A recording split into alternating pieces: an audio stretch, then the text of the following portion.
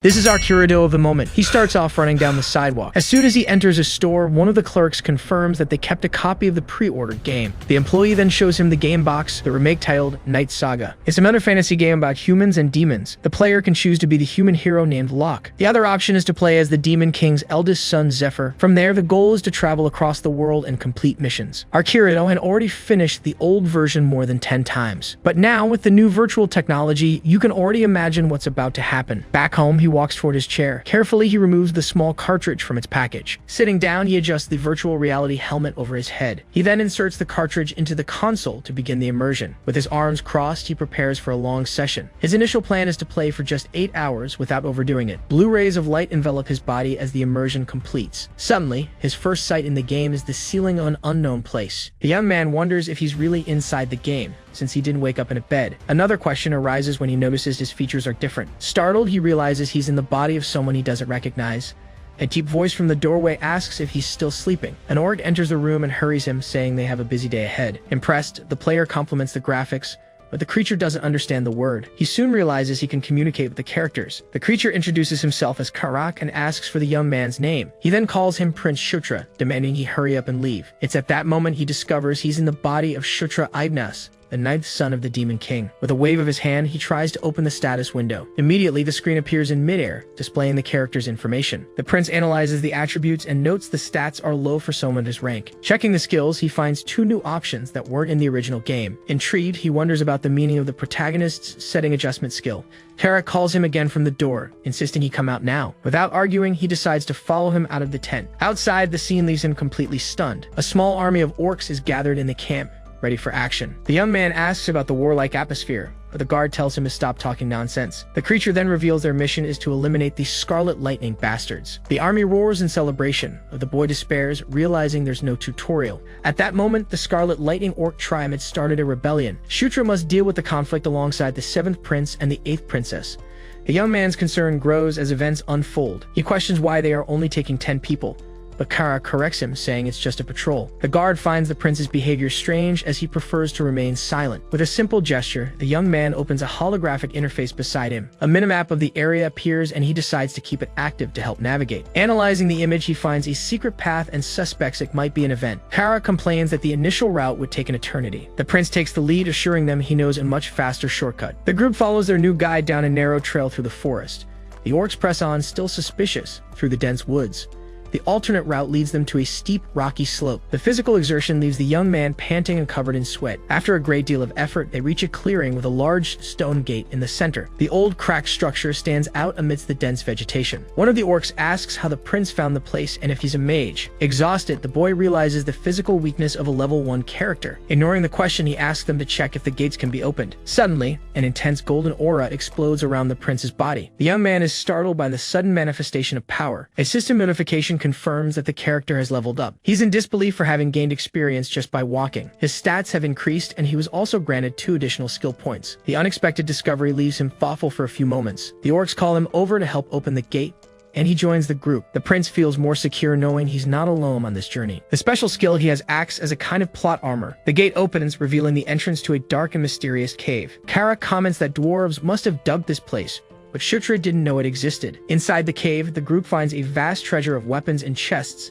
The creatures celebrate the discovery, shouting that the dwarves left everything behind. As they collect the items, the prince watches in silence, arms crossed. When he tries to pick up the strongest weapons, the system informs him that his level is too low. He decides to store the items in his inventory for future use. With a simple touch and the thought of taking it, the object is stored. The inventory system works in an intuitive and practical way. Looking at the minimap again, the young man notices several red dots approaching.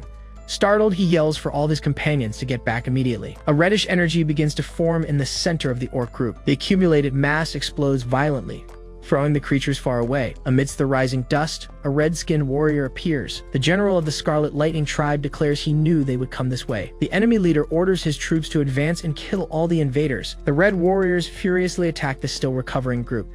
The battle quickly turns into a massacre, with the prince's allies falling one by one. One of the green orcs is struck down, falling lifeless before the boy. Determined not to stand by, the prince decides to steal kills to gain experience. He runs toward an enemy already fighting another ally. With a leap, he strikes a blow using all his strength. To his surprise, the sword's blade shatters upon hitting the opponent's shoulder. The red warrior slowly turns his head, staring at him with glowing eyes. Terrified, the young man turns and breaks into a desperate run. While running, he trips on a stone on the cave floor. He falls on his back and starts to crawl away, trying to escape the danger. A system notification indicates his health is in critical condition. The enemy approaches, roaring, about to deliver the final blow. With his eyes shut, the prince screams, awaiting the attack that would end everything. At the last second, Karak throws himself in front of him and blocks the blow.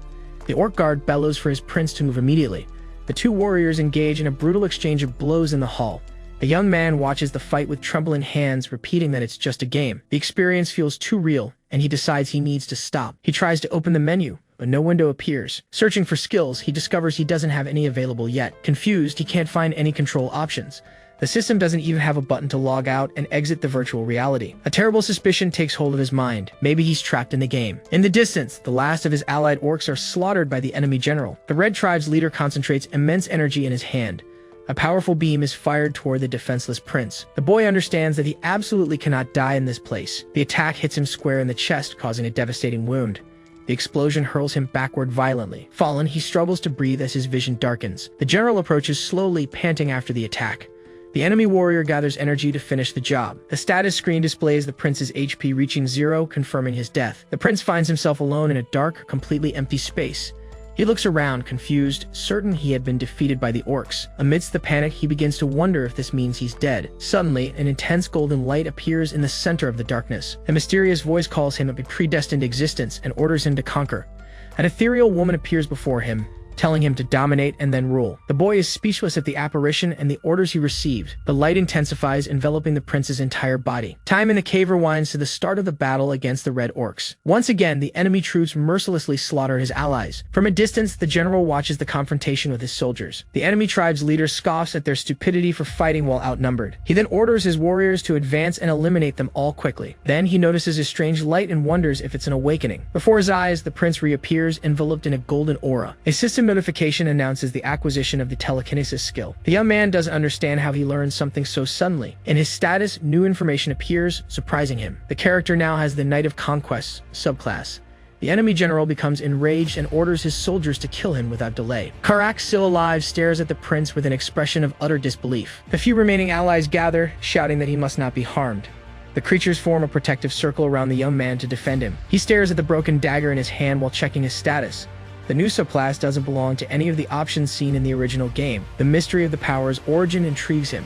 Suddenly, a golden energy begins to emanate from the weapon, rebuilding the blade in pure light. Spells echo in his mind as if he had always known them. The power of conquest awakens, a king's true gift. Leaping over his allies, he releases a wave of energy that hits them full on. The skill's effect strengthens the warriors, making their power overflow. Motivated by their newfound power, the orcs advance to devastate the enemy. One of the strengthened orcs throws a single punch and crushes his opponent. Now the creatures fight with renewed vigor, dominating the battlefield. In a short time, the tide turns and the prince's allies take control. The enemy general watches in disbelief as his soldiers fall one by one. To him, the whole situation seems absurd and inexplicable. His eyes search through the chaos for the source of that sudden power. Finally, his focus turns to the prince, still glowing gold. Enraged, the general summons 3 energy crystals and hurls them at the boy. The prince faces the approaching attack without showing any sign of fear. Karak leaps forward to intercept the powerful spell.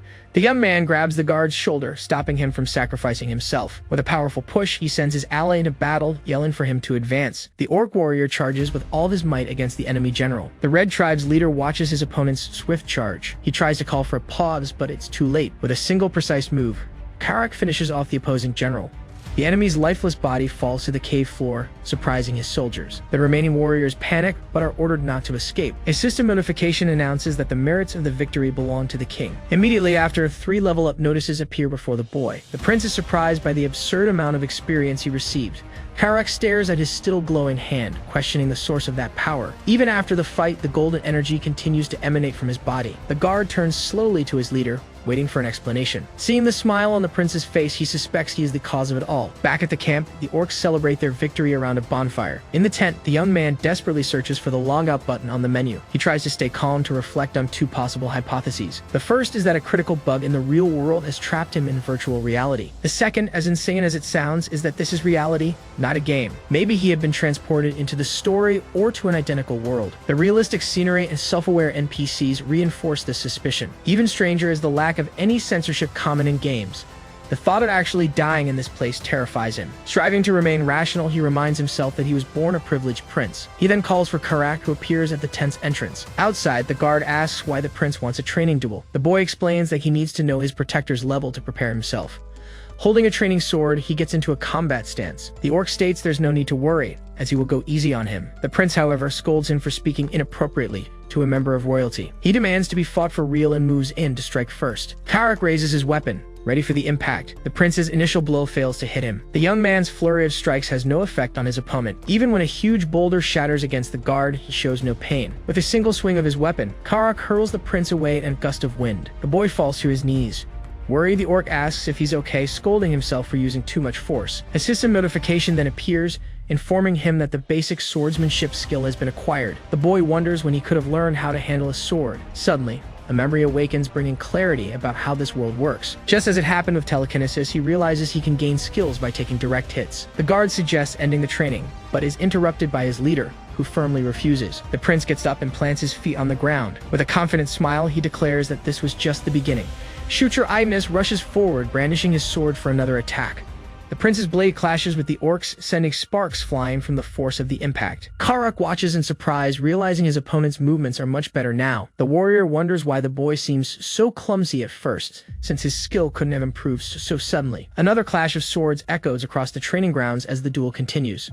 The young man crouches and slides across the ground, keeping his focus entirely on his adversary. With a defiant look, he asks if his performance isn't half bad now. The prince then asks the orc's level, who replies that the last time he checked, it was 21. Shooter repeats the number under his breath, reflecting on the information. A status window shows his own level is 7. But he believes he can catch up soon. Unlike him, people in this world need an appraisal spell to check their levels. The ability to see his stats and distribute points to strengthen them is a huge advantage. In the fight, the boy leaps toward his opponent with his sword raised. During the aerial attack, he prepares a precise strike against Karak. A thought about just getting stronger is quickly dismissed with a no. The right conclusion is that he can evolve much faster than anyone else. This story belongs to the demonic arc of the book, Night Saga. The plot follows Zephyr's journey to surpass his siblings and become the Demon King. Despite many events until the end, the most important thing is his ascension to the throne. The turning point comes in the year 517, when Zephyr kills all his siblings to achieve his goal. The word all implies he will also be killed, but since the current year is 512, there's still time. His priority becomes preventing this future, and the most effective way is to surpass Zephyr's strength. Karak finds him and asks what he's doing there, while the prince wonders if something has happened. The orc mentions an important meeting scheduled for today, leaving the young man confused. His guard hurries him, saying everyone is waiting, but he doesn't seem to recall the appointment. They both arrive at a camp surrounded by a wooden palisade. Sitting at the table, the prince lets out an awkward laugh in front of the others. Two figures in front of him comment, surprised that he arrived early. The seventh prince, Chris Moonlight, asks him not to be so formal since they are siblings. The eighth princess, Caitlin Moonlight, justifies the formality by saying it's their first time meeting. Chris suggests he call them by their names, and the boy agrees awkwardly. They are the children of Elaine Moonlight, the fourth queen and leader of the lycanthropes, who are also a problem in the game. 1 year before the massacre, a crucial event changes their fate. Both end up killed by Zephyr and the other children of the Demon King. The tragedy is linked to the secret of Caitlin Moonlight's birth. The truth is, the princess is an illegitimate child. Caitlin scolds him for fighting without following the plan, and the young man justifies himself by saying he didn't expect to find enemies. The princess decides to inspect him to make sure he's alright. She gets closer to check for injuries, surprising him with the unexpected gesture. His sister warns him to be more careful, reminding him he's the weakest of them all, and Shutra apologizes. The prince questions her concern, finding the closeness between the Demon King's children odd. Chris also warns him he'll get a serious scolding if he does anything dangerous again. The boy wonders if deep down his siblings might actually be kind. Shooter Ignis remains thoughtful as he processes the unusual situation. A memory about lycanthropes having many aura users makes him wonder if he can learn the technique. just as he did with other skills. He turns to his brother and says he has a favor to ask. With a confident smile, he asks Chris to hit him with a strike. They both react with expressions of pure shock and disbelief at his proposal. The scene shifts from the sunny camp to a dark landscape. Rocky mountains stretch beneath a reddish, lifeless sky. In the midst of battle, the demon general Bandal sends an enemy flying with a punch. The chaotic field shows orcs fighting an army of red-skinned demons. The general spins his body and attacks multiple adversaries at once. Two demons charge forward to attack the figure with glowing eyes. Bandal hits another opponent with a devastating blow that sends him flying. One of the enemy soldiers manages to pierce the general's arm with a blade. The army's leader becomes enraged by the wound he sustained. The creature that attacked him retreats in pure terror. Bandal smashes the ground with force, releasing a shockwave that hits everyone around. The general orders that no enemy be spared and promises a reward to whoever gets the most kills. The orc army charges forward in a fury, brandishing axes against their adversaries. Successive explosions light up the mountainous battle scene. Shutra finds himself alone in a dark, empty space, not understanding how he got there. A woman with long white hair and a mysterious gaze appears amidst a golden light. The prince turns upon noticing the formation of two dark silhouettes. He wonders who those figures are, as he doesn't remember them from the knight's saga story. The woman from before now appears right behind the boy, who eyes her suspiciously. The young man's face reveals surprise and confusion at the strange events. A sudden, intense golden light floods the area. Lying in bed, Shutra opens his eyes and stares at the ceiling, completely disoriented. The boy sits up and puts a hand to his head, wondering if it was all just a dream. Karak suddenly appears at his side and asks if he's awake, making the prince scream in surprise. Shutra recoils on the bed, startled, while the guard simply comments that he seems fine. The orc asks why he asked the princess to hit him, mentioning that he was mumbling afterward. The prince looks at himself in confusion, noticing a faint aura of power surrounding his body. A notification confirms he has obtained aura level 1, and the young man celebrates finally being able to feel it. The guard asks if it's possible to awaken an aura just by being hit by it, and the prince confirms it's something like that. The revelation explains the sudden energy he showed against the Thunder Tribe, and he confirms the suspicion. The prince asks if anything happened while he was asleep, and his companion confirms that something did. The orc informs him that the main force also defeated the Thunder Tribe,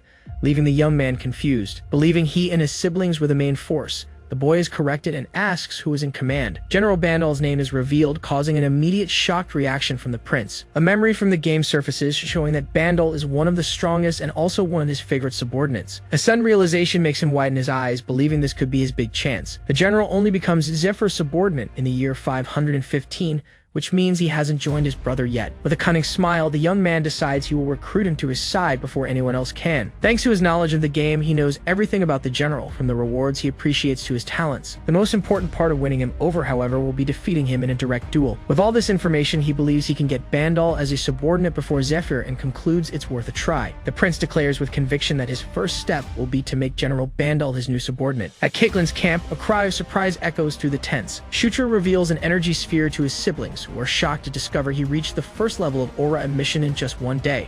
The prince thinks with a smile that this result was expected, as he had invested all his points into the new skill. The decision wasn't rushed, since aura enhances physical abilities and proves more useful than telekinesis. Chris still doubts it's possible and questions if his brother's Ganharva race has anything to do with it. The older brother then asks if he can create an underground map, leaving the boy confused by the request. The young man says no, but explains he has a minimap and asks for a pen and paper to draw what he sees. Outside, activity continues as usual at the military camp. With the map in hand, Chris excitedly praises him, calling him a genius as he hugs him. Caitlin explains that with the enemies defeated, they can use the underground tunnels the rest of the tribe doesn't know about. Chris turns to his younger brother and states that there's another task he needs to complete. The scene shifts to a landscape of green mountains under a sunny sky.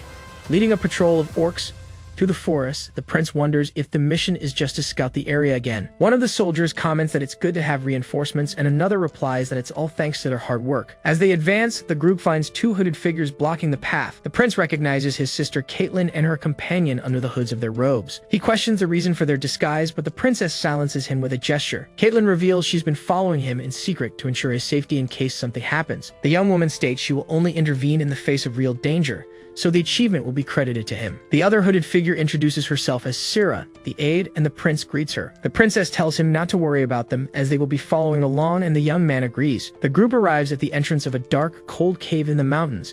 They all walk together into the underground tunnel in single file. One of the orcs asks why the caves are empty, guessing the dwarves took everything of value. The prince recalls the weapons they found earlier, and Kara concludes they weren't considered valuable. The patrol moves through the darkness of the cave, lighting the way with a torch. The bodyguard warns of an approaching noise, and Shutra confirms he can hear it too, The minimap displays several moving dots heading their way, confirming the presence of enemies. Quickly, the prince accesses his inventory to prepare for the confrontation. A light spell potion is revealed, an item he brought for this very situation. He instructs his guard to tell everyone to close their eyes on his signal. The two position themselves at the cave entrance, waiting for what's to come. Dozens of pairs of red eyes glow in the depths of the darkness. A swarm of stone spiders, monsters with a paralyzing venom, charges out of the tunnel. Shutra yells for everyone to close their eyes immediately. The boy throws the light potion toward the advancing monsters. The vial shatters in midair, releasing all the light energy contained within. An intense explosion completely illuminates the dark cave. The creatures shriek in pain, disoriented by the sudden flash. The young man orders the attack, explaining that the spiders are useless when exposed to light. The army of orcs charges forward in a fury to attack the now vulnerable monsters. The warriors begin to slay the stone spiders with their sharp blades.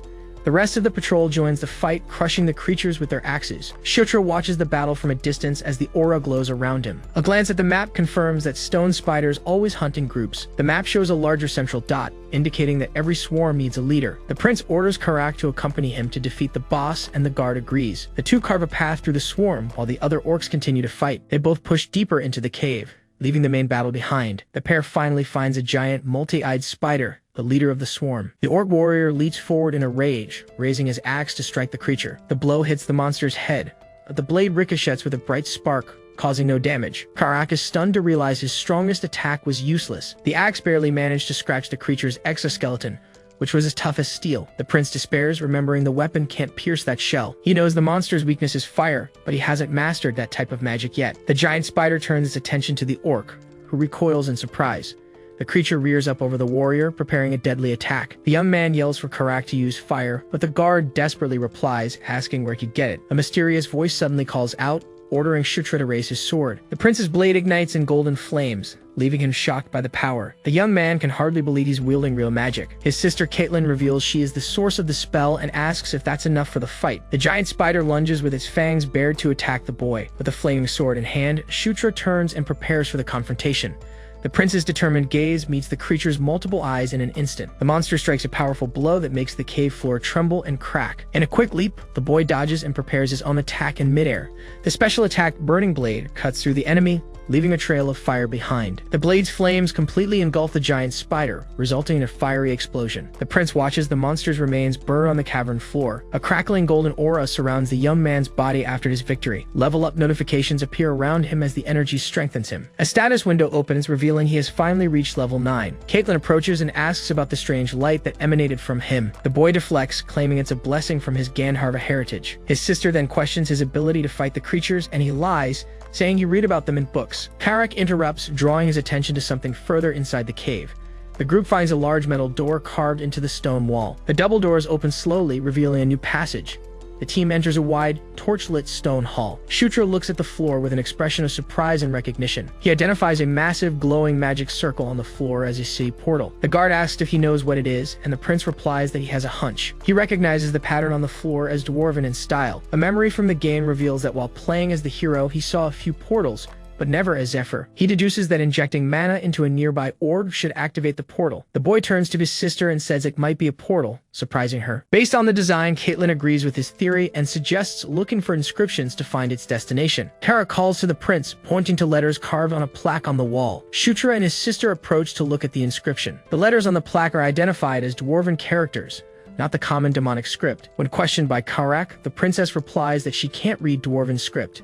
Sira also confirms she can't read the text on the wall. Suddenly, Shutra reads aloud, Gishka Mountains, Portal No 2. The prince continues reading, revealing that it's connected to Portal No 3. Shutra is confused, wondering how he can read Dwarven script. A system notification informs him that he has acquired the Dwarven language skill, surprising him with this new way of learning. The bodyguard asks in disbelief if the prince can really read it, and the young man confirms with a smile. His sister asks since when he could read Dwarven script and what else is written there. The prince translates the bottom part, explaining that mana must be infused to activate the portal. The boy then asks his sister to inject some mana, and she asks why he doesn't do it himself. With a lame excuse, the young man says he's still clumsy, and the princess agrees to do it. Caitlin places her hand on the stone orb, which begins to glow with an intense blue light. The energy sphere pulses with power as the portal begins to manifest in the hall. An intense light emanates from the center of the magic circle, expanding rapidly. A large holographic map of the Gishka Mountains emerges from the orb. The map displays their current location and that of portal number 3, and the prince confirms there must be dwarven tunnels there. Karak realizes this is an advantage as the enemy tribe is positioned in front of the mountains,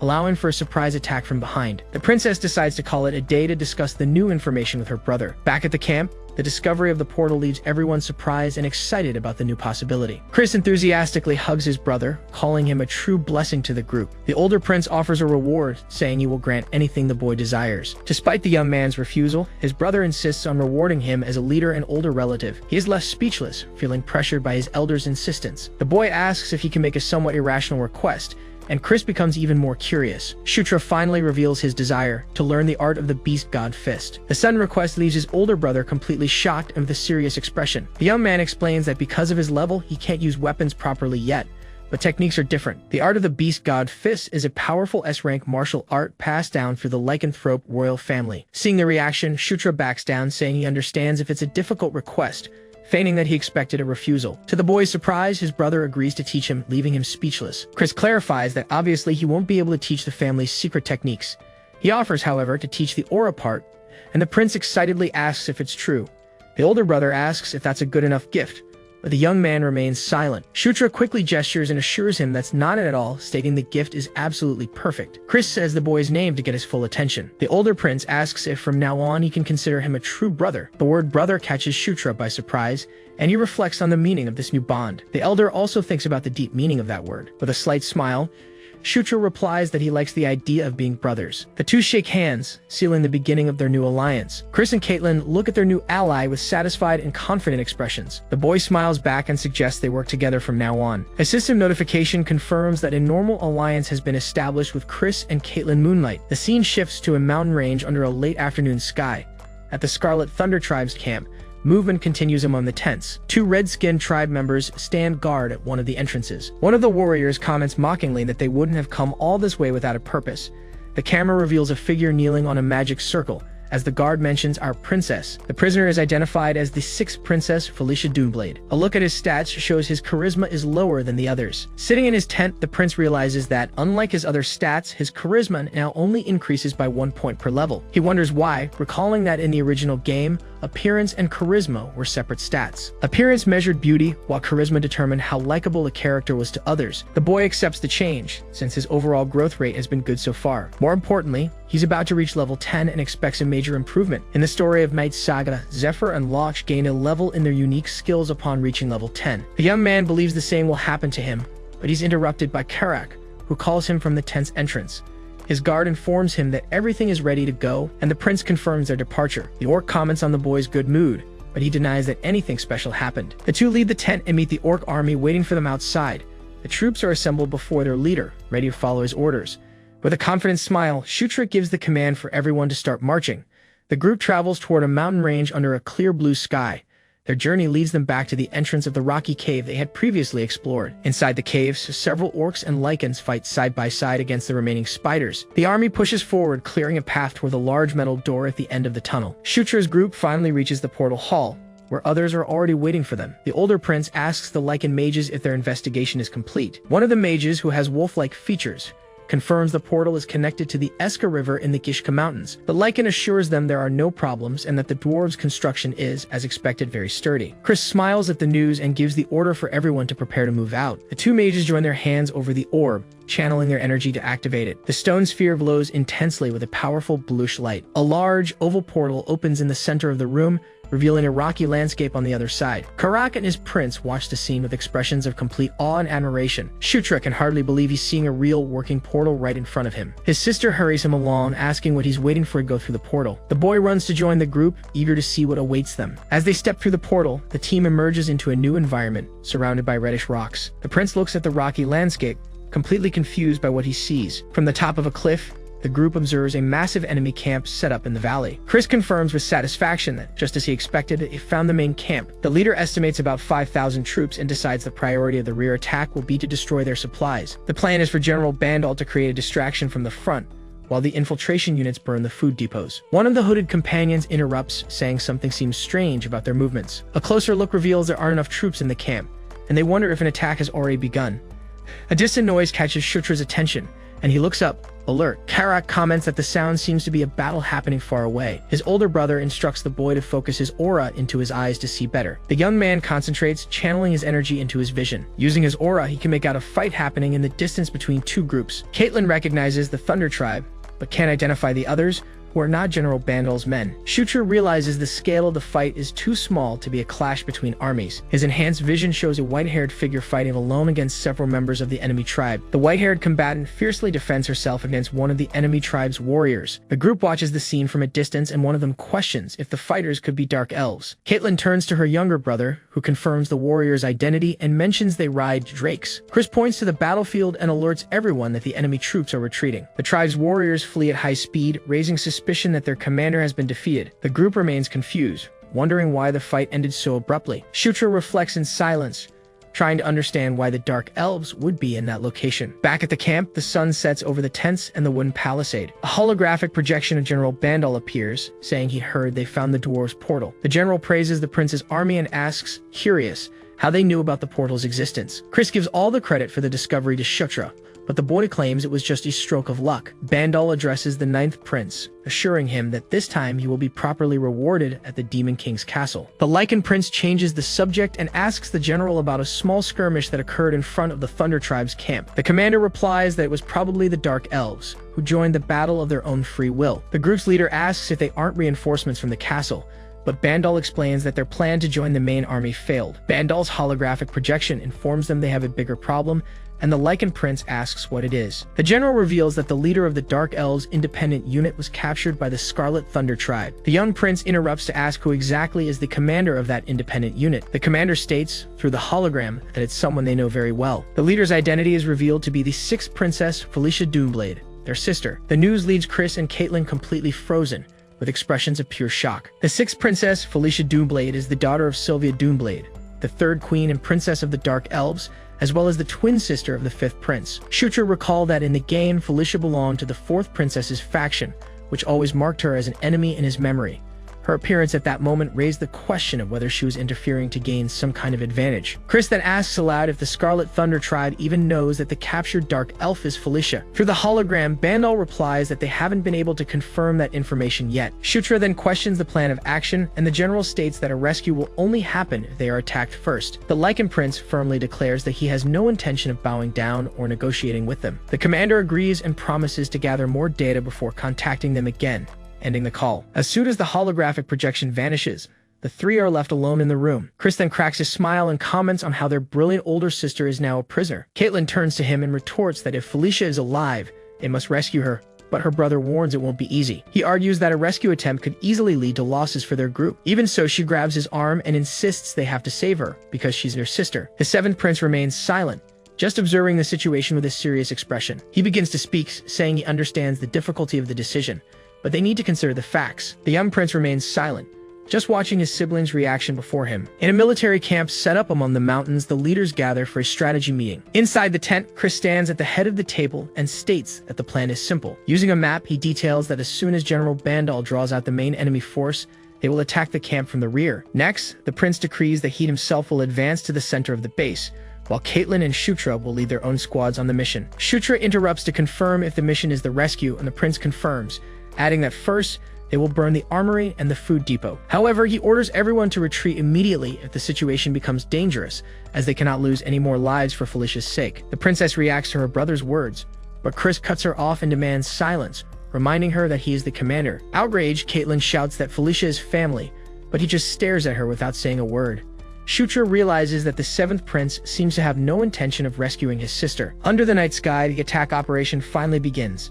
The troops advance through the mountainous terrain toward their target. With a battle cry, the demon army charged into battle at full force. One of the warriors reinforces the command to defeat everyone from the Scarlet Thunder Tribe. High on a cliff, Chris and his squad watch the enemy camp. From his high vantage point, he analyzed the layout of the camp, which was gathered around a large central bonfire. Meanwhile, the tribe's guards patrolled the perimeter between the tents and lit torches. With his eyes fixed on the target, the prince waited for the agreed-upon signal to start the attack. Suddenly, large explosions hit the main force of the camp, kicking off the first phase of the plan. The surprise attack threw the warriors of the Scarlet Thunder Tribe into complete chaos and disarray. Leading the offensive, General Bandal advanced with his army across the battlefield. The commander shouted the order for his soldiers to defeat all enemies. Far from there, Karak questioned Shutra why they weren't moving yet, but the prince told him to wait for the signal. In the heart of the battle, orcs and demons clashed in violent, direct combat. Bandal's troops charged forward, breaking through the enemy defenses with full force. Caught by surprise, the tribe's general watched the enemy troops advance toward him. He remained silent for a moment, analyzing the strength of the unexpected attack.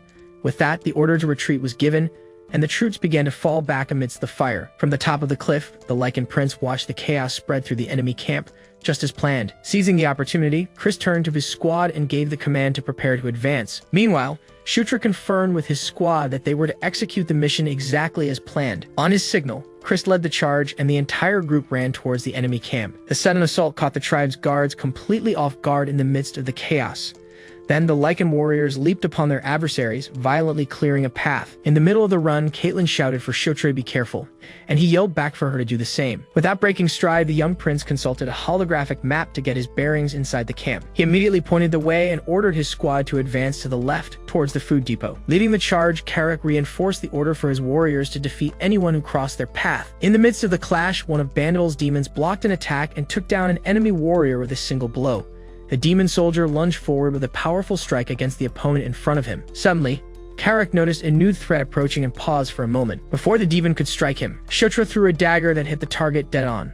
The precise move revealed his newly acquired dagger-throwing skill. After the hit, he flashed a brief, confident smile before moving on. Confused, Karak asked when he had learned to do that, but Shutra just replied that it was nothing special and urged the group forward. As they neared the food depot, the warrior asked if they should set it on fire, and the prince confirmed that they should stick to the plan. Suddenly, he realized that Felicia might be trapped inside and could die in the fire. With that, he changed his mind and said they needed to find her first, asking Karak to wait a moment. Immediately, the young man activated a holographic map to try and pinpoint her exact location. His special ability should register Felicia as a neutral character, revealing her location on the map. As soon as a specific point glowed on the interface, he found what he was looking for. He then shouted for Karak to follow him and ran in the direction indicated by the system. Arriving at a tent, he forced his way inside without hesitation to check the interior. Inside, the prince looked around for his sister until a voice called his name. In that same instant, he turned in surprise toward the voice. The tent revealed Felicia Doomblade kneeling on the ground and bound by chains within an energy circle. The sixth princess then looked up at him and asked what exactly he was doing there.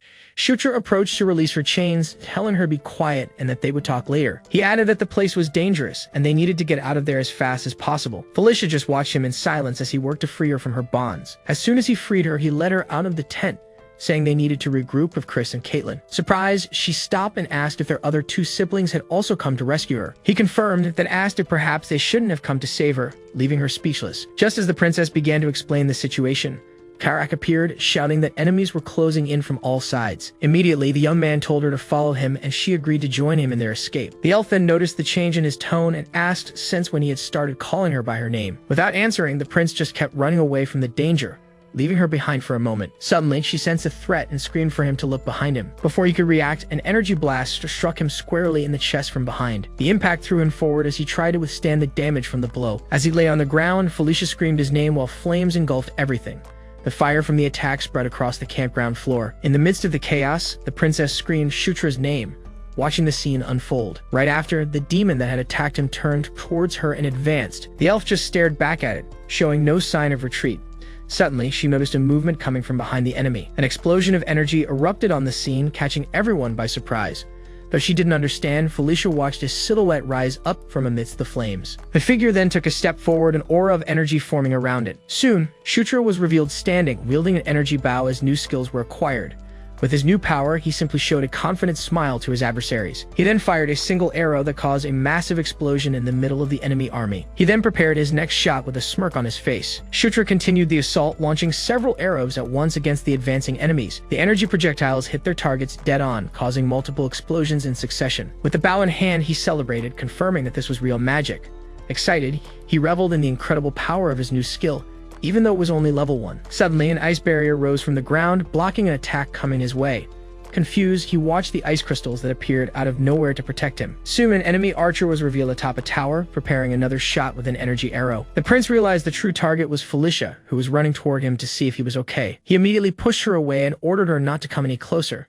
The princess watched him, confused by her brother's sudden action. In that same instant, a shower of ice projectiles rained down from the sky towards Shutra. He faced the imminent attack, bracing himself for the impact. With a smile, the prince decided that this new power would be his as well. The ice arrow struck him dead on and exploded on contact. A thick, freezing mist spread across the area after the explosion. The young prince's silhouette remained visible amidst the icy fog. Shutra then emerged from the mist, confirming he had absorbed the attack and acquired the ice arrow skill. Then his expression changed as he noticed something unexpected happening in the system. The impact of the attack had dragged him across the ground, but he managed to prop himself up with an ice dagger. Immediately, a system notification alerted him that his life was in extreme danger. With his health so low, he realized he wouldn't survive another hit like that. Suddenly, Felicia approached and called out to him, making him look in her direction. The princess then asked who exactly had asked him to save her, leaving him speechless.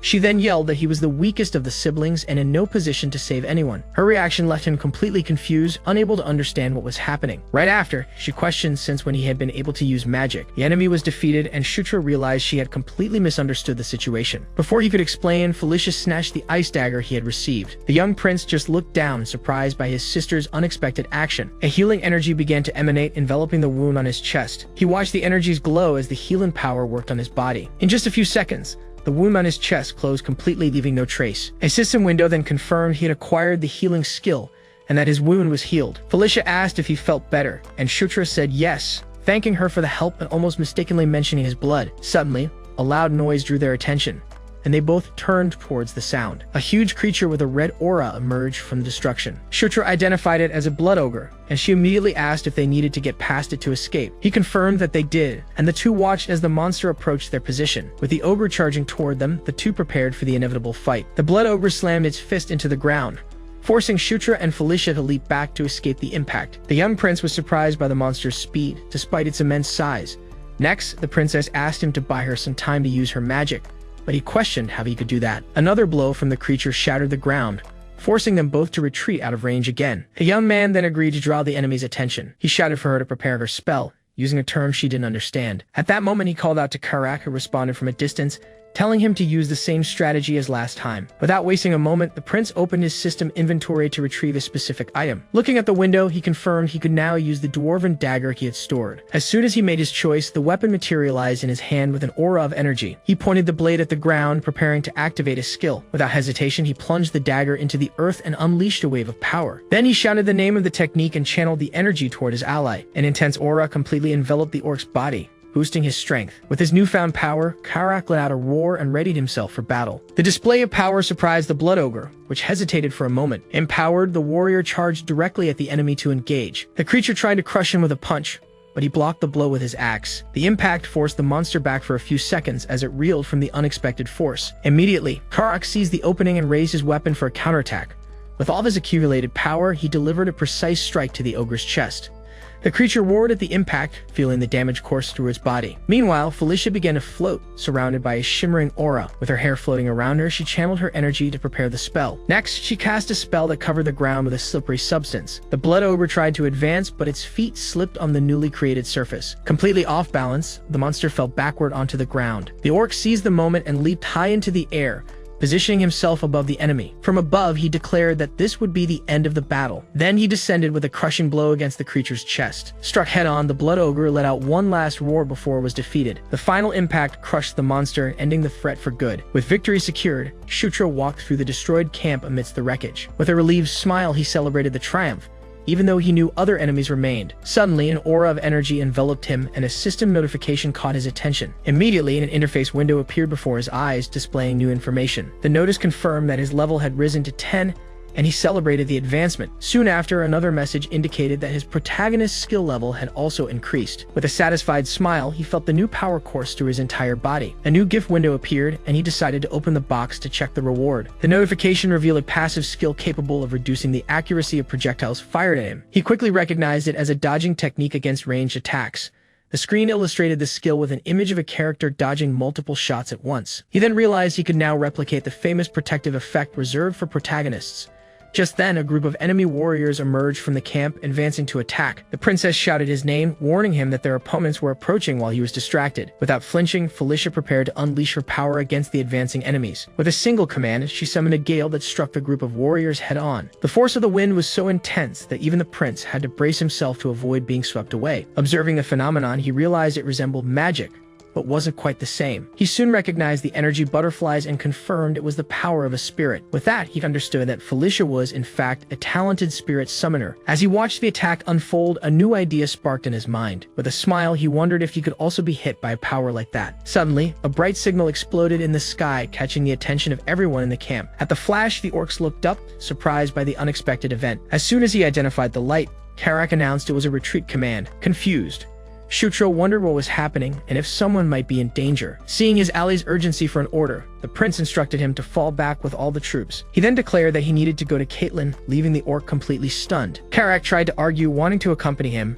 but he insisted there was a reason for his decision and that everyone should obey. At that moment, Felicia approached and stated she would go with Shutra, surprising the orc general. She explained that she disliked being indebted and wanted to take the chance to repay her debt. Furthermore, she added that she still had some unfinished business with those enemies. After listening in silence, Karak finally agreed. He told the prince to be careful as he said goodbye. As they walked through the camp, the young woman questioned if it was really necessary to go to Caitlin. He replied that the retreat order was suspicious. Hearing his explanation, Felicia commented that he seemed very worried about his sister. Shutra just said it was natural to worry, since they were family. After that, she watched him in silence for a few moments. Their conversation was cut short by the sound of battle coming from the center of the camp. Then, a horde of muscular demons charged furiously in their direction. In the midst of the chaos, Caitlin was fighting the enemies alone, repelling their advance with her bare fists. Even surrounded, she stood firm in the face of the impending combat. Soon she launched multiple energy spheres that exploded against her opponents. The demons withstood the blast and prepared to attack all at once. Without hesitation, Caitlin materialized an energy sword in her hand to defend herself. With a precise leap, she unleashed a slash that struck all the enemies at once. Shutra and Felicia arrived just in time to see the demons lying on the ground after her counterattack. Witnessing the scene, the mage confirmed it was just as she expected, while he realized there was no reason to worry. As soon as she saw them, the princess asked her brother why he had retreated. He replied that he came to help her. Not quite understanding, she asked what he meant by that. Suddenly, Caitlin's attention turned to the person beside him. With a cry of joy, the 8th princess ran and hugged Felicia tightly. While holding her in her arms, she said she was happy to see her safe. Felicia replied that everything was fine and that her younger sister worried too much. Watching their interaction, Shutra realized the two seemed quite close. At that moment, a map interface appeared in his vision, showing the enemy troops advance. After analyzing the movement, Caitlin warned that they needed to fall back and ordered him to lead the retreat. Elsewhere, Karak's orcs were waiting around a large teleportation portal. Shortly after, someone's feet stepped into the center of the magical summoning circle. Then, Shutra, Felicia, and Caitlin stepped through the portal as the orcs watched in silence. As they walked, the 6th princess asked if it was true that the prince had found the portal, and Caitlin confirmed his crucial role in the mission. At the same time, Karak approached and commented on how much he had changed. Their conversation was interrupted by Chris's voice, announcing that everyone had returned safely. A few moments later, he appeared before the group with a confident posture. With a smile, Caitlin informed her brother that she had brought Felicia back. Right after, the princess turned to Chris and greeted him, saying it had been a while since they'd last seen each other. Before her, the 7th prince just watched her in silence for a few seconds. Finally, Chris broke the silence and greeted her back, calling her by name. The scene then shifted to a dark cave lit by torches scattered along the walls. As they walked, Chris reported that General Bandal had also won his battle, as Yakuzen retreated upon seeing the camp in flames. Not recognizing the name, Shutra asked who he was, and Caitlin explained he was the chief of the Scarlet Lightning tribe. Hearing this, Felicia asked if Yakuzen had surrendered, but Chris clarified that the enemy had merely fled and could regroup. He then announced they would attack Karam's forces the next day to prevent the two armies from joining. Changing the subject, the prince asked Felicia what had brought her to that place. She answered that she was researching nearby ruins and was captured while trying to help in the battle. Suspicious, Chris questioned if that was really the truth. Faced with his doubt, Felicia retorted, asking if he thought she was lying. The two stared at each other in silence for a few moments. After a moment, he gave in and told her to drop the subject and get some rest. With a word of thanks, Felicia agreed, and Chris dismissed everyone to recover their strength. A short time later, the soldiers were already gathered around a campfire, enjoying their meal. Away from the group, Shutra observed his skills window with satisfaction. As he analyzed his techniques in a corner of the cave, his name was suddenly called. Turning around, he found Felicia standing at the entrance, asking if she could come in for a moment. He asked what brought her there at this hour, but she just watched him in silence. Then the princess began to walk slowly toward him. When she stopped in front of him, she called his name once more. Unexpectedly, her hand shot out and firmly gripped the collar of his clothes. Caught off guard by the sudden gesture, the prince couldn't react. A moment later, Felicia stared at him and ordered him to obey. Utterly bewildered, Shutra could only question the order. With a firm hand on his collar, Felicia repeated that he needed to take off his clothes. Still confused, the prince asked why. She then asked if he wouldn't let her treat his condition properly. He could only respond with a look of utter confusion. With that, Felicia explained that what she had done before was nothing more than first aid. Soon after, she revealed she wanted to use healing magic again, as he might have internal injuries. The young woman mentioned the light his body emitted earlier and asked if there was a problem, but he said it happens sometimes. Shutra changed the subject and declared he had a request for her. With a smile, he moved closer and stated it was something only Felicia could do. Immediately after, 3 new healing skills appeared in his status window. Satisfied with the result, the prince got dressed again and checked his new skills. The scene revealed that he learned 3 healing spells after she used them on him at his request. A short time later, he met with Caitlin and remarked that the day of his training had finally arrived. With a smile, the 8th princess announced he would learn the werewolf branch of the Beast Fist art. The Beast Fist art was introduced as the symbolic martial art of the lycanthropes. With this, Shutra understood that the werewolf style was the basis of that technique and the reason Caitlin was teaching him. Next, she explained that the style used both internal and external aura, and that she would show him the basics of the internal aura. Following her instructions, he closed his eyes and an aura began to manifest in his body. He soon confirmed that he could already feel a flow of power coursing inside him. The energy was described as the life force flowing through every part of his body. It was then revealed that the aura at its peak became the very power of the soul. As soon as the energy intensified, Shutra immediately opened his eyes. With the change, a system notification appeared, informing him that he had acquired the passive skill, Protagonist Physique. The description said it increased training efficiency and unlocked special traits as he leveled up. Reading the contents, he realized it was another extremely powerful skill. A comparison showed that the new ability was on par with his other passive training skills. He soon understood that the system added new functions as his skills evolved. A smile appeared on his face at the discovery. With his fists clenched, he finally realized what it meant to be the protagonist until Caitlin called out to him. Brought back to reality, he heard his sister ask what he was doing and apologized for the distraction. Then she announced that the training for the Beast Fist art would now begin in earnest. As soon as the training began, he acquired the skill and manifested the aura in his fists. Impressed by his speed and precision, Caitlin praised his performance on the basic moves. Looking at his own hands, Shutra understood the power of this new martial art. Just as Caitlin was about to teach the next technique, a soldier came running and called out to her. The messenger hurried over and reported that something terrible had happened. Far away, Chris informed the group that Karam's unit had disappeared. Gathered around a map, everyone reacted with surprise to the news. Faced with the gravity of the situation, Chris concluded the enemy had discovered their plan, and Caitlin asked what their next move would be. Based on General Bandal's information, he pointed to the exact spot where Yakuzan and Karam were supposed to meet. After analyzing the terrain, Shutra agreed the probability was high and they would have to take the risk. With that, Chris announced they would join forces with the general for a large-scale battle against the Scarlet Lightning tribe. The scene then shifted to the main base of the enemy subjugation army. In the camp, General Bandal warmly welcomed Chris and praised his arrival. With a smile, Chris greeted the general and remarked that he was the same as ever. As Bandal turned to the princesses, Felicia interrupted him to ask about her subordinates. Shutra watched the interaction with a faint smile on his lips. As he faced the general, he remembered that Bandal was his favorite character from the game Night Saga. Shortly after, he stepped forward and formally introduced himself to the commander. Bandal stared at him in silence for a few moments before shaking his hand and acknowledging him as the 9th prince. Suddenly, Shutra's vision transformed and a white-haired woman appeared, shrouded in an intense light. The figure then revealed her different colored eyes as she watched him. Before her, another presence engulfed in flames suddenly appeared. A warrior in red armor revealed herself completely amidst the fire. The two stared intently at each other for a moment without uttering a single word. Soon, Shutra found himself at the center of the projection of these two imposing figures. The unexpected appearance left him completely stunned by the scene. Then the symbols of conquest and war appeared before his eyes. With a jolt, he awoke and realized he was sitting on his bed. Confused, he wondered if it had all been just a dream. He soon recalled having seen the woman with the colorful eyes in another vision. Even so, he couldn't identify who the warrior in red armor was. His thoughts were interrupted by Karak, who warned that their departure was imminent. Shortly after, the two of them headed out of the tent together towards the army. Outside, the troops moved hurriedly, carrying supplies for the battle. Shutra then revealed that he had been assigned to command the left flank of the formation. The map showed that Bandal would lead the center, Chris and Caitlin would handle the right flank, and the Dark Elves would guard the rear. The march began, and time passed quickly. Suddenly, Shutra realized where he was. It was then that he realized he was already in the middle of a vast battlefield, surrounded by thousands of soldiers. At the forefront of the central troops, General Bandal ordered them into battle formation. With a smile, he promised to teach the enemy the true meaning of suffering. Soon after, he raised his voice and commanded all troops to advance. The orcs responded immediately, marching with shields raised and weapons drawn. The general watched, satisfied, as the enemy forces moved towards them. However, his expression changed when a massive explosion erupted in the middle of his own troops. Stunned, he asked aloud what was happening. He looked down and saw a trail of destruction spreading rapidly across the battlefield. Suddenly, a colossal, fur-covered creature resembling a mammoth emerged, plowing its way through the ranks. Panicking, Bandal shouted that it was a swamp mammoth. As the beast advanced, blasts of energy hit it from all sides.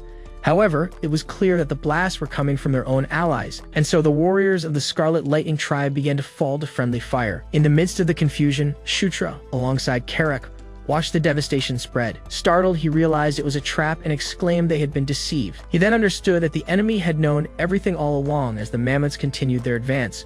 The creature was a swamp mammoth of unparalleled size. Its red eyes sparked with fury, revealing it to be a terrifying monstrosity. Faced with the threat, an aura of energy emerged around Shutra. Suddenly, sharp claws tore through the ground and new beasts emerged from the earth. Before long, an army of lizardmen armed with swords joined the battle. The unexpected arrival of these enemy reinforcements left Shutra and his troops in shock. On another front, Chris realized the adversaries were just toying with his forces.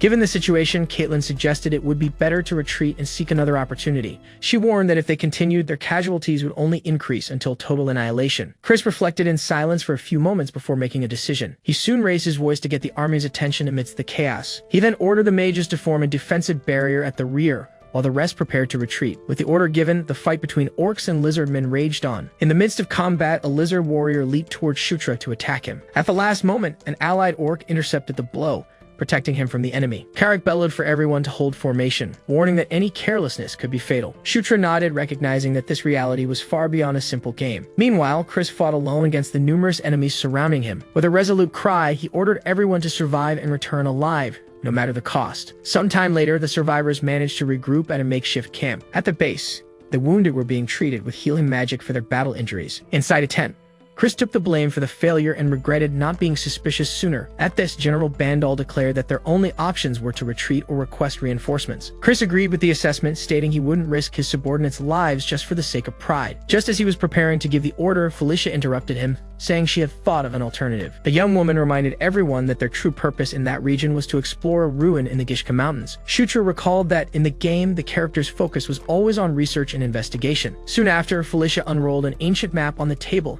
and pointed to the exact location. Gathered with the others, she revealed she had been studying the lair of the Earth Dragon, a ruin preserved for 1500 years. She explained that Enkidu, a dragon born of magma, used several guardians to protect its treasure. She mentioned that the dwarves had received a special weapon from it called the anvil that gives life to thunder. It was then revealed that this relic had the power to control the guardian chimeras and cast army-level magic. She firmly slammed her hand on the table in front of everyone. Finally, Felicia declared that the only way to achieve victory was to find that relic. General Bandal then asked Felicia for the anvil's exact location, revealing the true reason for his presence. Right after, Chris Moonlight admitted he didn't know the precise location and considered the information of little use at that moment. In his assessment, he stated they couldn't risk everyone's lives on a simple treasure hunt, as the enemy could attack at any moment. Felicia immediately challenged Chris's objection. At that moment, Shutra stepped forward and assured everyone that the relic was indeed in that place. He then explained that he had found references to the anvil in a story about the hero Laksh and also in his studies on runes. Above all, he declared that he trusted Felicia completely. The princess watched him in silence without saying a word. He then turned his back to the others, positioning himself beside her.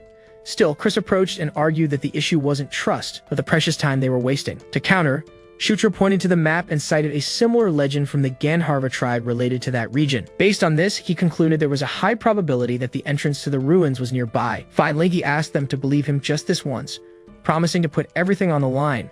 Soon after, Felicia summoned phantom horses capable of flight, which appeared in the sky before the group. Everyone mounted the creatures and immediately set off toward their destination. As they soared through the air, Sarah thought that at least they had finally begun the search for the anvil. Just then, Karak warned Shutra to hold on, but he assured him he wouldn't fall, as he had ridden those mounts before. The demon prince then activated an interface in front of him. Calmly, he reported that at their current speed, it would take an hour to arrive and that the minimap would make searching for the ruins easier. As they flew, his eyes turned to Felicia, who who was riding a few meters ahead. A moment later, he closed his eyes, taking in the moment. The group continued their journey, flying over the territory illuminated only by the night. Suddenly, Shutra explained that he could pinpoint the anvil's location by combining maps of ancient tunnels with the current terrain. As soon as he finished, Karak and Caitlin looked at him in silence before asking if that had actually worked. Once on solid ground, the orc wanted to know what all that meant, but Chris just ordered Shutra to guide them. At that moment, Felicia intervened and declared she understood the explanation, telling him to take the lead. After a brief silence, the prince turned and ordered everyone to follow him. As they walked, the sixth princess silently observed every detail.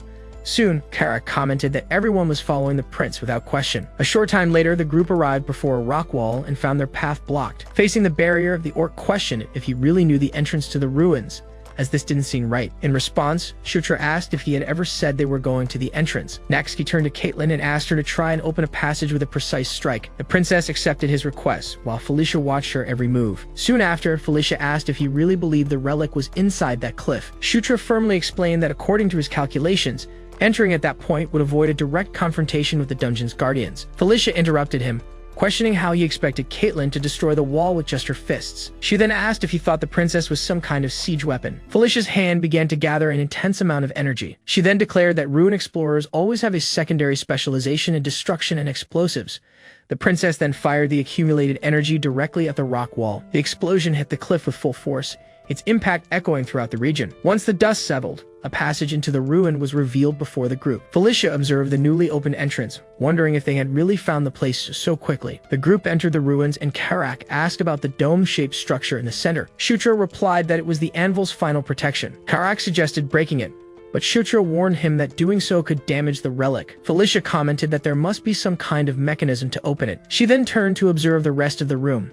She immediately noticed that the statues looked strange. Out of 9, only 3 were holding weapons. Caitlin suggested they might need to provide weapons to the remaining statues, but Felicia doubted it was that simple. She explained that the weapons were of dwarven make, which meant the other statues would also need dwarven weapons. Unexpectedly, Shutra revealed that he happened to have 6 of them. The demon prince explained that he couldn't use them before due to his low level, so he had stored them in his inventory. He then mentioned to Karak that as a precaution, he had brought the weapons he found during the last tunnel expedition. Shutra asked the orc to position the heavy weapons, and Karak, though grumbling, agreed. Soon, one of the dwarven swords was placed in the hands of a stone statue. The same procedure was repeated with all the other unarmed statues around the room. As soon as the last weapon was set in place, the eyes of one of the stone guardians lit up. A beam of light connected all the statues, activating the room's central mechanism. Then the dome-shaped structure began to open before them. The group watched intently as a strong light emanated from within. Shutra kept his gaze fixed on the object being revealed. Finally, the anvil that gives life to thunder appeared in the center of the room. Once the relic appeared, Felicia explained that according to the records, one final procedure was needed to activate it. Then she instructed Shutra and Karak to stay where they were, while the others were to position themselves around the circle. The princess detailed that everyone would infuse mana into the disc clockwise, starting with her and gradually increasing the amount. And so each member took their position around the anvil. After asking the group to focus, Felicia began the ritual by releasing her energy. The others followed her lead, causing the relic to glow intensely. During the process, she ordered Shutra to push his mana a little harder. She immediately told him to maintain that intensity and not lose focus. Both of them continued channeling their energy toward the anvil. The young man struggled to maintain the flow. The demon prince focused all his strength on the ritual. At that moment, a column of energy shot out from the anvil and pierced through the dungeon ceiling. As the dust settled, Shutra observed the result of the activation. Suddenly, he found himself in an unknown place, surrounded by countless dwarves. A demonic claw emerged from the cracked earth. Soon, a chaotic battlefield between demons and dwarves revealed itself all around him. As he tried to understand the situation, an imposing voice ordered its vassals to listen. The boy turned his face toward that mysterious presence. Then dwarven warriors gathered around the demon prince. Shutra watched the scene intently. Before them all, an immense winged creature appeared in the sky. The same voice ordered them to protect the sacred nest of the great Enkidu. Next, the creature declared that he was to become the guardian of the gate. His mission would be to stand between the demon realm and the human realm. Back in reality, the young man awoke on the floor. Still in shock, he was breathing heavily from what he had witnessed. In that instant, he realized the vision could only have been of the black dragon, Enkidu. A moment later, a voice asked if he had seen it too. Walking across the room, Felicia described a massive black dragon whose body flowed like molten lava. Hearing this, Karak confirmed he had seen the same creature, and Shutra asked if everyone had shared the vision. The princess replied that it seemed so, though she still didn't know what it meant. She then turned to the anvil. Facing the relic, Felicia stated that the only certainty was that using it would reveal the truth. Then she positioned herself in front of the anvil. Her hand touched the relic's surface, leaving a trail of blood. Immediately, a wave of dark energy erupted from the anvil and engulfed her. The princess began to be consumed by the power. She gritted her teeth, resisting the impact. Seeing this, Shutra yelled her name. The demon prince then reached out, telling her to stop. He grabbed Felicia's arm and was also overtaken by the dark energy. With that, an explosion of energy erupted in the center of the room. From a distance, Karak and Caitlin screamed Shutra's and Felicia's names. As he was being consumed, the young man also screamed amidst the dark energy. It was then revealed that the mana of the Earth Dragon Enkidu imposed a test on those who sought to claim it without permission. Next, the energy exploded over the anvil as a voice declared that to conquer meant to dominate. From afar, their two companions watched the dark energy spread throughout the room. When the explosion subsided, only an energy crystal remained on the floor. A moment later, Shutra appeared, kneeling and holding the object, with half of his face covered in darkness. His appearance had changed, and one of his eyes glowed intensely. The scene then shifts to an orc camp set up in a canyon. From atop a cliff, a lookout watched the movement below. A moment later, he raised a pair of binoculars to survey the area. As he studied the camp, he muttered about whether the fools really thought they wouldn't be discovered. He then knelt before his leader and asked if they should attack immediately. Yakuzen, chief of the Scarlet Lightning tribe, listened in silence. The commander then ordered everyone to prepare for battle. Facing his army, he declared that they were to defeat the stragglers. Shutra asked the orc to position the heavy weapons, and Karak, though grumbling, agreed. Suddenly, two of them looked up at the sky. An immense fireball then descended from the heavens toward the camp. The explosion struck the center with devastating force. Several orcs were caught directly in the blast. Then the army of the Scarlet Lightning tribe appeared before them. The red-skinned warriors charged forward in a fierce attack. Amid the chaos, Chris Moonlight found himself surrounded by the green-skinned orcs. He quickly realized that neither Caitlin nor Felicia were nearby to help him. As new explosions shook the area, Yakuzen watched from a distance. The tribe's chief mocked the demons for advancing without knowing the terrain. Soon after, he ordered his mages to finish the rest and kill them all. However, one of the mage hands was suddenly overcome by an aura. Confused, he wondered why his hand wouldn't obey. At the same moment, a giant mammoth was enveloped by the same energy, its eyes glowing. The warriors of the Scarlet Lightning tribe looked up, alarmed. Unexpectedly, the mammoth turned against its own allies and attacked them with fury. From the clifftop, Yakuzen watched chaos erupt within his ranks. The tribe leader wondered why his own forces were fighting each other. On the battlefield, Chris Moonlight also watched the rampaging mammoth. The seventh prince simply remained silent before the scene. Back in the dungeon, Shutra's hand held an object pulsing with energy. As he was enveloped by the aura, he wondered if the enemy had found the anvil. The demon prince then knelt, holding the object firmly. The dark energy materialized, taking the form of a hammer in his hand. Soon after, Asura appeared to support Felicia and revealed that the weapon was the Thunder Hammer, the anvil's counterpart. She declared that it seemed Enkidu had chosen him. Shutra glanced in their direction.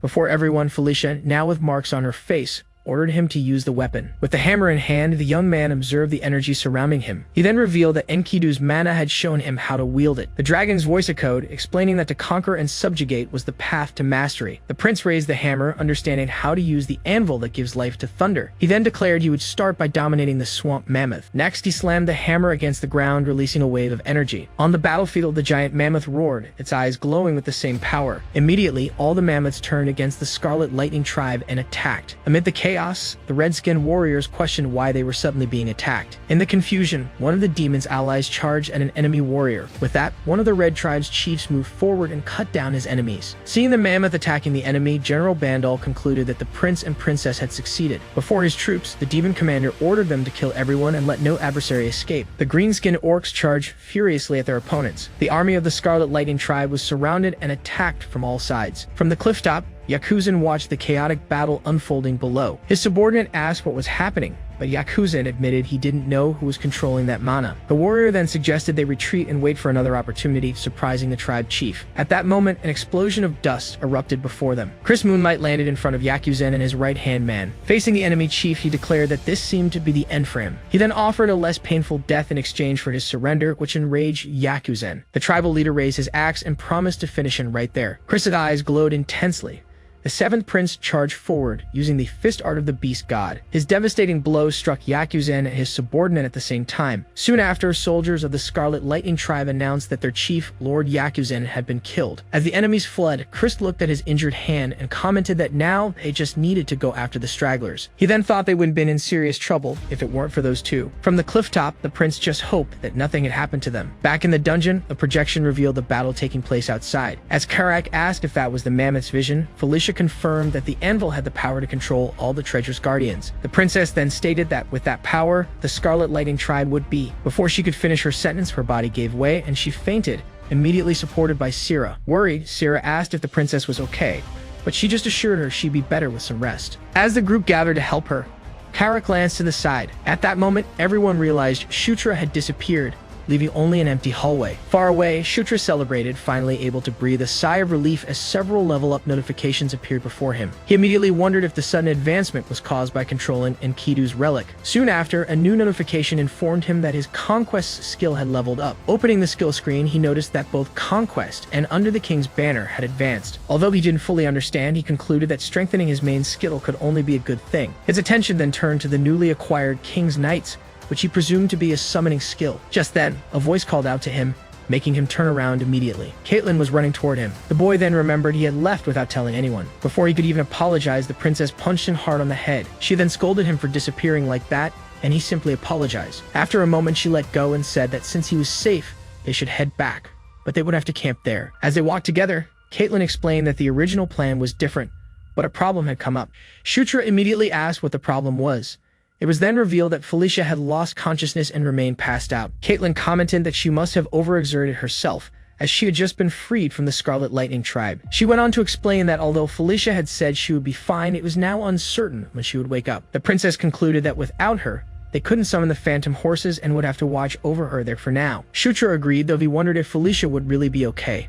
Night fell over the mountains. Inside the ruins, the group rested, scattered throughout the hall. Leaning against a pillar, the demon prince remained seated with his arms crossed. A moment later, he wondered if his stamina had fully recovered just from leveling up. Since he didn't feel tired, he considered just waiting until dawn. Suddenly, an idea struck him. Since they were in a ruin, there had to be weapons and treasures hidden in the dungeon. He also thought the place would surely be filled with traps and guardians. His gaze fell upon the thunder hammer in his hands.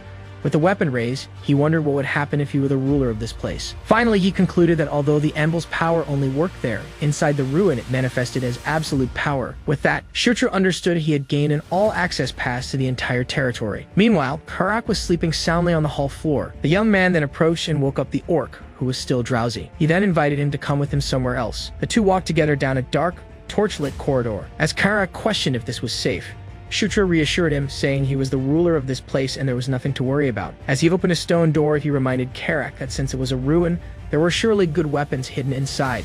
Immediately, the orc cast a careful glance inside the room. Right after, he warned of a gigantic monster lying on the floor. Facing the creature, the demon prince recognized it as a griffin-shaped archgolem, an enemy of devastating power. At that moment, Karak commented they could have died if they had entered carelessly, and suggested they retreat quickly. Despite the orc's insistence, who couldn't hide his terror at the Colossus' presence, he just called him a coward. Then a huge stone door opened at the end of the corridor. Upon crossing through it, Karak exclaimed excitedly that they had finally found the treasure. The orc held up a piece of armor, and the prince agreed that it looked to be of excellent quality. Examining it more closely, he felt a subtle aura of mana and confirmed it was magic armor. He then offered the item to Karak, who hesitated before asking if he could really keep it. The prince confirmed, noting the armor was too large for him, and the orc thanked him enthusiastically. Soon after, some coins on a nearby table caught his eye. He then picked up one of the ancient gold coins and decided to store all the useful items in his inventory. Meanwhile, he instructed Karak to gather everything of value. Suddenly, a chest in the corner of the room caught his attention. Approaching to investigate, he opened it and found it full of coins. At that instant, a strange sound echoed through the room.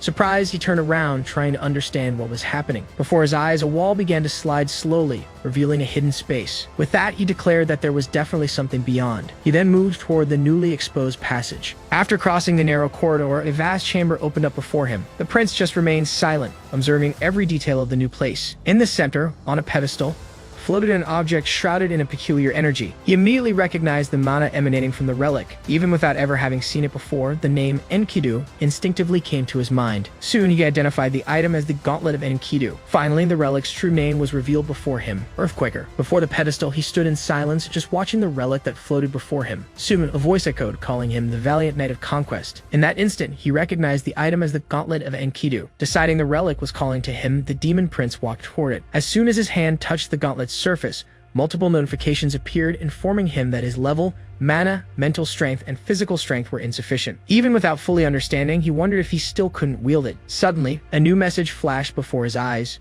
Permission granted. Immediately, another notification informed him that the gauntlet recognized him as its master. Finally, a last declaration appeared, confirming that the user of the Earthquaker would be changed to Shutra.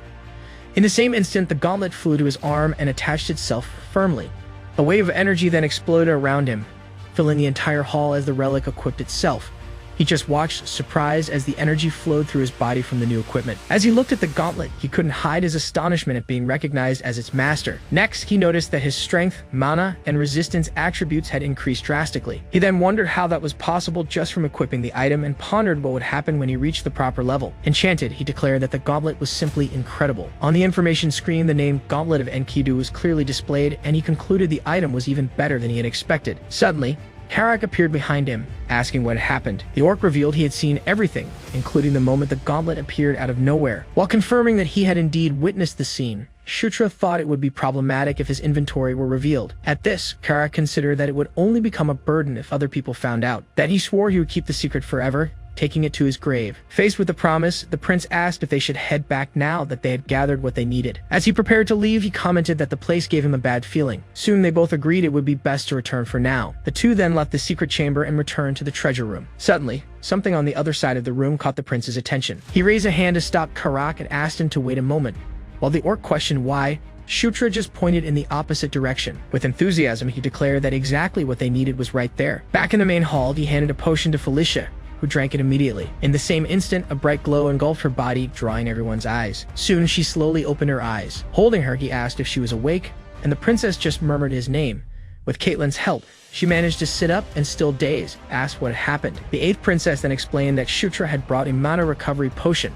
Still confused, Felicia wanted to know where he could have gotten something so rare. In response, he just gestured to their surroundings and reminded her where they were. Immediately, the princess remembered they were still inside the ruins.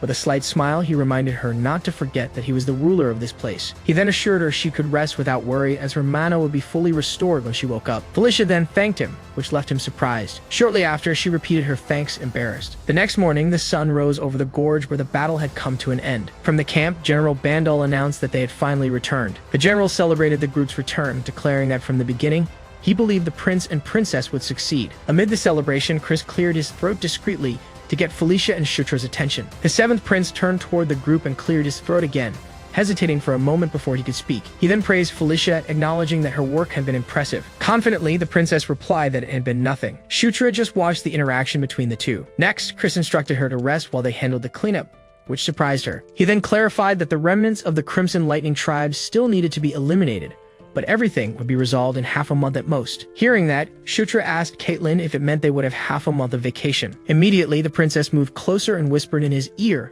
that there would be no vacation.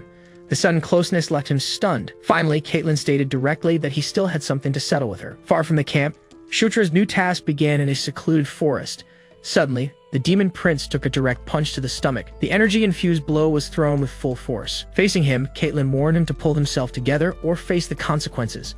As he fell to the ground, the princess ordered him to get up immediately. On the ground, he reflected that the beast fist art training was brutal. It was then revealed that the task Caitlyn mentioned was this very training. For the first 5 days, it consisted only of Shutra being hit repeatedly. Only after a week could he begin to see Caitlyn's punches. The 11th day of training then arrived. Now he could already follow her movements and dodge her attacks. Seeing this, Caitlyn commented that he was starting to keep up with her very well. The demon prince replied that it was about time, after all the beatings he'd taken. Thanks to the intense training, his beast fist art and aura skills reached level 5. Finally, Caitlyn declared that from that point on, he was ready to begin the god beast fist art. She then praised him, stating she was impressed and had never seen anyone learn so quickly. The young man focused, determined to finally master the Lycan's secret technique. Next, the princess took his hands and declared she would teach him a new way to use aura. Holding his hands firmly, Caitlyn instructed him not to miss a single detail and to follow carefully. With a nod, Shutra confirmed he understood. Their joined hands began to glow with an intense energy. Immediately, a massive explosion of aura erupted around them. With his eyes closed, Shutra stated that he could feel Caitlyn's aura. He then realized the energy guided him in a similar yet different way, allowing him to feel the depth of the aura more and more. The boy reflected that aura, when pushed to its extreme, became the power of the soul and of conquest. To him, conquering and demanding obedience was a fierce and dominating form of power. As he floated amidst the energy, Shutra wondered if this was what true aura felt like. Back in the forest, the pillar of energy slowly dissipated. Shortly after, notifications appeared, informing him that his beast fist art and aura levels had increased. Facing him, Caitlin simply commented that he was incredible. With that, another notification announced he had acquired God Beast Fist Art Level 1. The Demon Prince looked at the energy in his hand, reflecting on his new achievements. He closed his fist and released a wave of power. The aura continued to swirl around him and Caitlin in the forest clearing. Soon after, a final notification informed him that his level had risen to 14. As he was watched by a mysterious figure, Shutra declared that this was the moment everything would truly begin. The observer remained silent, hidden behind a tree. The next morning, the demon camp was already fully restored. Inside a tent, Shutra and Caitlin were sitting at a table. The demon prince then asked if he could question her about Felicia. Next, he wanted to understand why things between her and Chris were the way they were. As he reflected on the need for Felicia as an ally, he considered that the tense relationship between them could be a problem. Caitlin explained that they didn't get along badly, but they seemed distant from each other. She added that there had been no direct incident between them. Finally, she suggested the tension might be related to something involving Chris and Sylvan. She immediately scolded Shutra for using Sylvan's name so casually, and he promptly apologized.